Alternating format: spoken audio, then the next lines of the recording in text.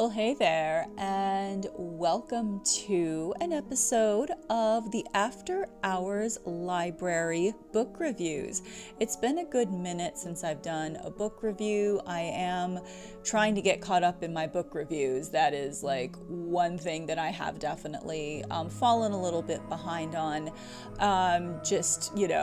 Things got busy, but I am getting, everything, back to normal. And I just posted an episode of my other podcast, the Bonfires and Castles podcast, where I explain basically how I got out of a little state of overwhelm recently by use of the Eisenhower matrix, but that's in that podcast episode.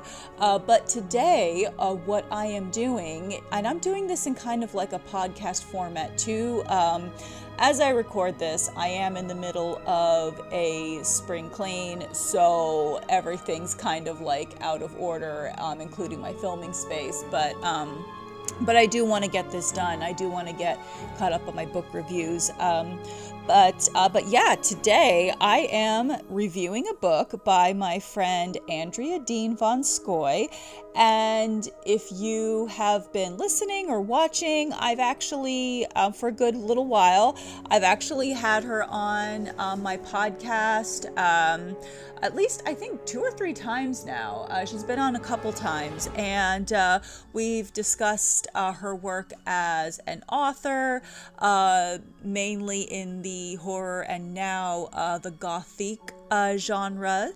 And she has written a very, very wide variety of books. And this one that I am reviewing today is quite unique. In fact, at least a lot of people might think so. She and we did discuss this in one of the episodes that she was on the After Hours podcast, and that is the concept of being a Christian goth. Now, if you've listened to the podcast episodes with her on it, she does get into detail on this, on, yes, how that is actually a thing, and how it also kind of correlates with the Celtic Christian, the whole Celtic Christian ideology as well. And it's also sometimes referred to as Christo-pagan as well, because they do keep with like the old traditions while also adopting Christianity as well. And she does this in her book, Welcome to Crow Haven Chapel. Now, as you know, I do love discussing different ideas, and this was a very fascinating book to read and review. And as always, Andrea's writing is absolutely superb. I really have enjoyed the works of her that I have read, and she really does draw you in with her stories. Now, Welcome to Crow Haven Chapel. It's kind of like, it's what it is. It's like a collection of short stories, each different scenarios, depicting some of the stuff that a Christian goth may go through, some of the way that both Christians and goths may misunderstand them, and just kind of like the juxtaposition and the way they do have to navigate life, especially if they belong to any type of like a church setting, the way they have to navigate that. And there's a lot of different topics covered in this book. It's, and they do she does talk about the whole, like the Celtic Christian concept. And that one I really, really enjoyed, that story, because it really actually showed just how in touch with creation, as well as the and integrating that into a practice of Christianity and how it actually can work, but also just how judgmental people can be, especially, those that may not get the whole goth aesthetic, and they might look at that at first, and I've experienced this too, where they might look at that at first and assume you're one way, but really it's one of those things where you can't really judge a book by its cover. And the thing is, it's like you don't really know why somebody is choosing to present as they are, and I'm a big proponent of shadow work and inner work myself. I am a huge proponent of not being afraid of your shadows, not being afraid of what's hidden in the dark, and and even finding some beauty in working with your shadows and integrating that into your light self too. And I'm very big on that. So I definitely identified with some of the stuff that is discussed in here, and how there's also bullying within the church based on appearance, and also there was this other story too about how here, let me see. The story was actually about a church congregation full of Christian Goths, and how a group of those who were homeless and less fortunate came into the church hoping to find just trying to find, just shelter for the night, and just like a place to also worship. And the Goth congregation and the at Crowhaven Chapel. Here, let me see. Okay, yes. So the story is called All Are Welcome.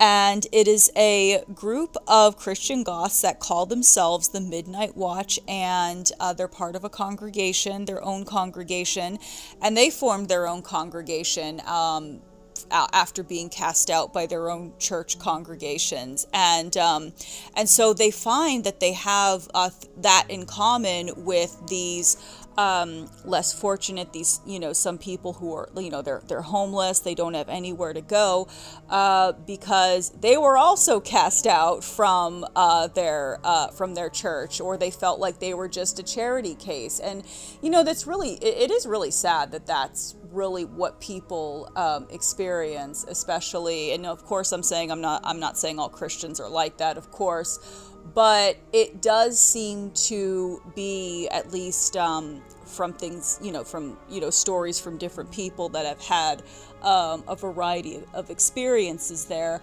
that does seem to unfortunately be the case a lot of the time. Like I said, not all the time, but a lot of the time that does unfortunately seem to be the case. But Andrea really does a great job of really capturing like the whole Christian Goth experience, and she covers topics like Halloween, and if you are a Christian Goth, she also gives you like kind of counter arguments whenever somebody tries to say, oh, you shouldn't be wearing that because it represents dark or evil or blah blah blah. And she actually gives you like actual stuff, just counter arguments that are actually, from the Bible and like biblical, that you can actually kind of counter people's arguments with and everything. So if you are a Christian Goth and like facing that type of opposition, but it's a very, very excellent book. And, it's one to get, I think, if you do identify as a Christian Goth, or if you're just curious as to, just what exactly that is, and how exactly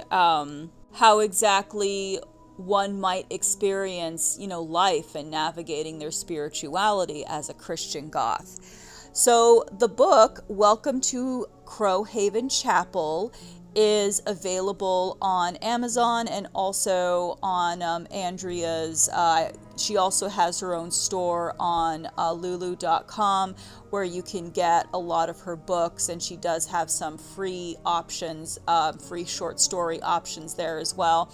I always recommend checking out her stuff because she's, like I said, she's an excellent writer.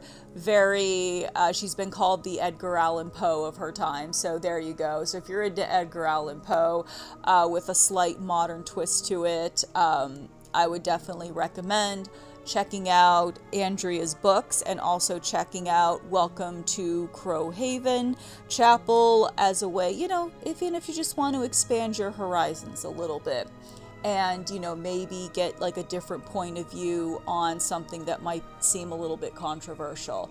Because that's what we do. We like to take, things that might be controversial and, try to understand it. And that's how you grow. Even if you don't come to agree with it, that is true growth right there. When you can look at somebody that, okay, you might not totally agree with, but you're willing to at least understand where they're coming from, that's where true growth lies. So definitely check out Andrea Dean Van Scoy's book, Welcome to Crowhaven Chapel, as well as some of her other works. I will leave the link in the description below. And I will see you in the next video, and hopefully next time I will be on camera because my spring cleaning will be done, or at least almost done. So, and I'll actually look decent because I'm a bit of a mess after cleaning. But yes, but thank you so much for watching and listening. And hit that subscribe button. Check out Andrea's books. And as always, stay safe, stay fierce, and of course, stay spooky.